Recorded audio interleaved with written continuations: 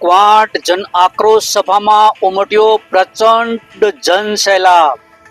ઢોલ નગારા સાથે શાહી સ્વાગત. નેતાઓએ સરકાર પર કર્યા તીક્ષ્ણ અને આકરા પ્રહારો. નમસ્કાર, સહજ ન્યૂઝ સાથે હું છું ગોપાલ ભેસાણીયા. ક્વાંટથી અમારા પ્રતિનિધિ શિલ્પા શાહ પાસેથી મળતી માહિતી મુજબ ક્વાંટ ખાતે યોજાયેલી જન આક્રોશ સભામાં આજે અદ્વિતીય લોક ઉમંગ અને ઉમળકામાં જન આક્રોશની સાક્ષી બની હજારોની લોકમેદની વચ્ચે પ્રદેશ સંગઠન મંત્રી અમિત ચાવડા અને ધારાસભ્ય જિગ્નેશ મેવાણી જ્યારે સ્થળ પર પહોંચ્યા ત્યારે ઢોલ નગારા સાથે વાજતે ગાજતે શાહી સ્વાગત કરવામાં આવ્યું હતું. આ સમગ્ર વિસ્તારમાં ઉત્સાહ અને ઉર્જાનો માહોલ છવાઈ ગયો હતો.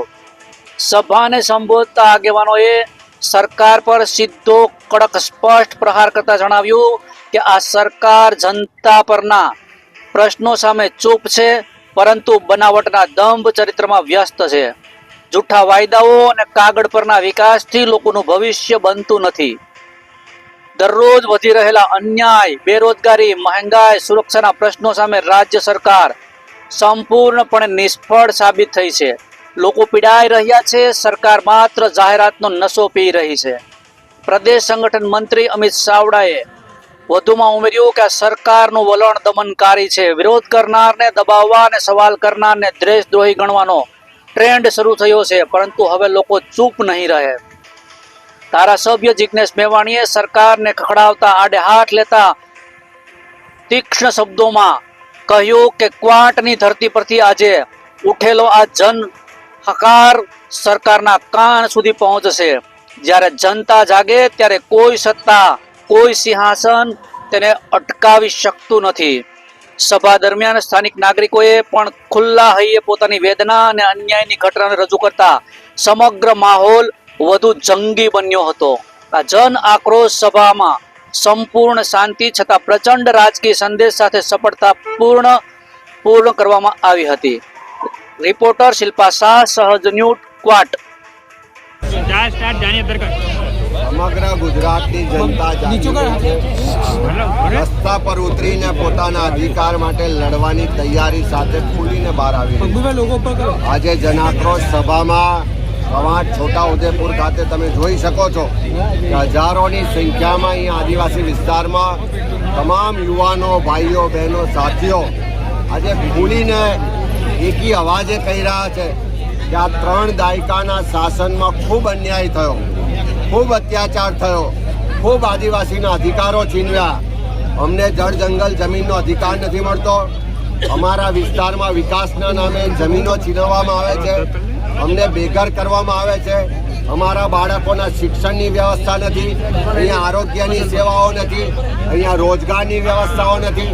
ચારે બાજુથી ભ્રષ્ટાચારની લૂંટ મચાવનારા ભાજપના મળતિયાઓ, ભાજપના નેતાઓ સામે લોકોનો ફટકાર, લોકોનો આક્રોશ આજે ફૂટીને બહાર આવી રહ્યો છે.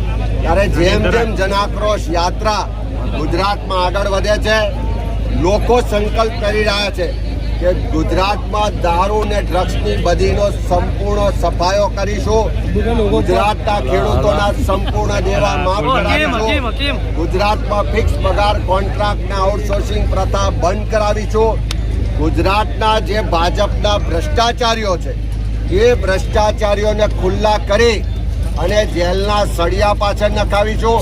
અને આ ગુજરાતના આદિવાસી સમાજ હોય, પક્ષીપંથ સમાજ હોય, સામાન્ય લોકો હોય, ખેડૂતો હોય, યુવાનો હોય, મહિલાઓ હોય, એને એનો હક અધિકાર અપાવીશું. એ સંકલ્પ આજે જિલ્લે લોકો લઈ રહ્યા છે. ને આજે છોટાઉદેપુર ખાતે હજારોની સંખ્યામાં લોકોએ આ સરકાર સામે ભાયો પણ ચડાવી છે. આવનારા સમયમાં રસ્તા પર ઉતરી અને આ સરકારની શાન ઠેકાણે લાવવાનો સંકલ્પ આજે આદિવાસી વિસ્તારના સૌ લોકોએ સાથે મળી. સાહેબ, તો બીજો એક પ્રશ્ન કર્યો લોકોને સંબોધ્યા તે વખતે કે પોલીસ કોન્સ્ટેબલ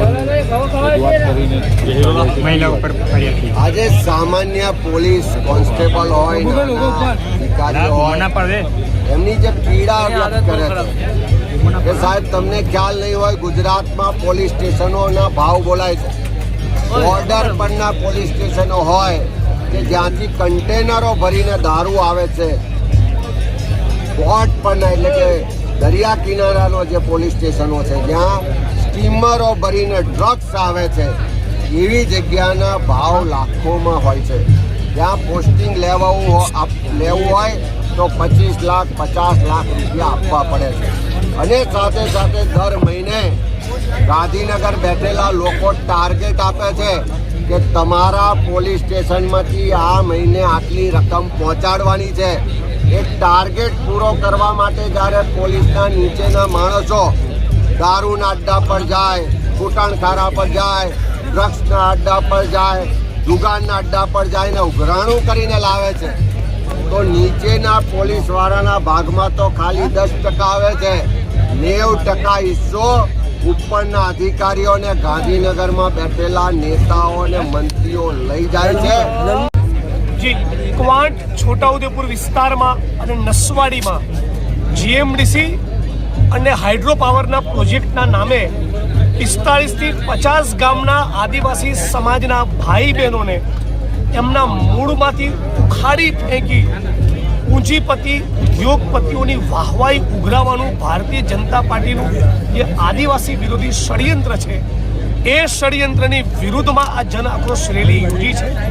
કોંગ્રેસ પાર્ટી એ સંકલ્પબદ્ધ છે કે આદિવાસી ખેડૂતો આદિવાસી સમાજની મરજીની વિરુદ્ધ એમની જમીન છીનવવાની વાત તો દૂર રહી પણ લડીને સંઘર્ષ કરીને આદિવાસી સમાજની પડખે ઉભા રહી જંગલ જમીનના કાયદાને પૂરેપૂરું લાગુ કરાવીશું. બીજી વાત, અહીંયા અમારા કાર્યક્રમની પૂર્વે સૂત્રો પાસેથી મળેલી માહિતી પ્રમાણે સ્થાનિક પોલીસ દ્વારા એવી સૂચના બુટલેગરોને આપવામાં આવી છે કે ફક્ત 3 દિવસ પૂરતો દારૂ બંધ રાખો અને પછી તમે તારા દારૂ ધમધોકાળ ચાલુ કરજો. આ કોઈ પણ સંજોગોમાં ચલાવી લેવાના નથી. અહીંના જિલ્લા પોલીસ વડા અને સંબંધિત એસપીને કહીએ છીએ 1 અઠવાડિયાની અંદર બધું જડબે સલાક બંધ કરાવી દેજો. રેડ પાડીશું અને તમારા સ્ટાફમાંથી કોઈકના પટ્ટા ઉતરી જાય લાંચિયા અધિકારીઓના પછી અમને કહેવા નહીં આવતા.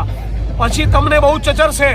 કોંગ્રેસ પાર્ટીના હેલ્પલાઇન ઉપર છોટાઉદેપુરમાં ચાલી રહેલા દારૂ જુગારના અડ્ડાની માહિતી રોજ અમારા સુધી પહોંચી રહી છે.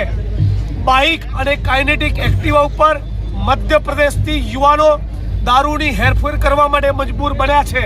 આ બધાથી અમે અવગત છીએ.